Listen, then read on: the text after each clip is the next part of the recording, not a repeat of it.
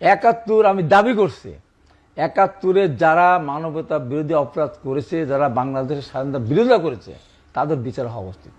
যারা নিজেরা আত্মশিক্ষিত, জামাতের আমির নিজে বলেছেন যে আমরা ৭১ সালে যুদ্ধে অংশগ্রহণ করিনি, আমরা এক পাকিস্তান রাখতে চেয়েছিলাম। এটা বড় কোনো ব্যাপার না। এটা কত বড় অপরাধ হাবিব ভাই, দুইটা ব্যাপার, একটা হলো ক্রিমিনাল অফেন্স করা আর একটা হলো রাজনৈতিক মতামত জানানো, দুইটারে আপনারা এক মনে করেন কিনা? অবশ্যই শোনো, সব সময় কথার ভিতরে এত কথা বললে তো হবে না। না, আপনারা ধরেন এই যে জামাতের আরে বাবা, শিখতে হবে তো কিছু। তাকে কি আপনি করেছেন কিনা? তাকে শিখতে হবে তো কিছু। ভাই আমি শিখতে চাই আপনাদের কাছ থেকে, কিন্তু আপনি বলেন না যে জামাতের আমির বলেছে যে তোমাদের সাথে তোমাদের টক শোতে আসাই আসেন না ভাই, আপনি না আসলে তো আমরা মরে যাব না। আমরা ছোট মানুষ, আমাদেরকে বাদ দিয়ে দেন, আমাদেরকে জুলাইতে লাগে না তো। জুলাইতে শুনেন হাবিব ভাই, আপনাদের যে ইনফিরিয়রিটি কমপ্লেক্স, কথার ভিতর কথা, আমার কথার ভিতর কথা বলবেন। আমার কথার মতো আপনি বলেছেন। আমি বলি না, একটা বল নাই। আচ্ছা ঠিক আছে, আপনি বিশেষ করে তারপর আমি বলি, কিন্তু এই আমাদেরকে যে অনুমান মনে করতেছেন, আমাদেরকে জুলাইতে লাগছে আপনাদের। আমরা শিখেছি, আমাদের জুলাইতে লাগছে আপনাদের ভাই। এখন আমাদের লাগবে না আপনাদের। আমাদের জীবন দিতে হয়েছে। জীবন তো বাচ্চারাও দিচ্ছে, আপনারা তো জীবন দিয়ে মন্ত্রী হয়েছেন, বাচ্চারা তো কিছু হয় নাই।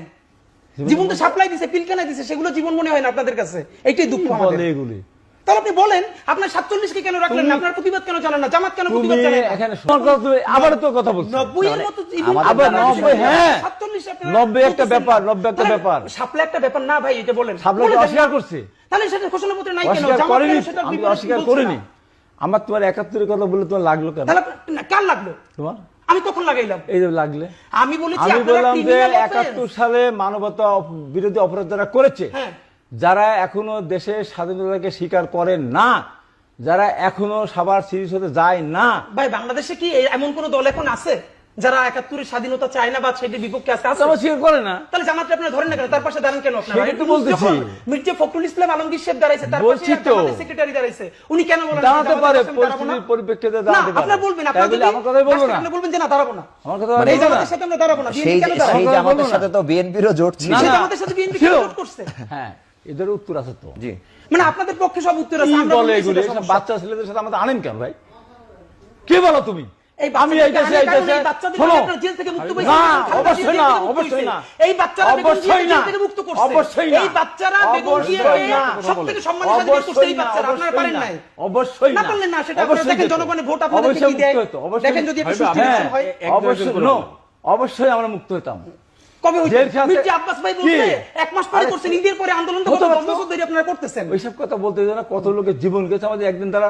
জামাত তো আন্দোলন বহুদিন করে করছে, জামাত কি করছে?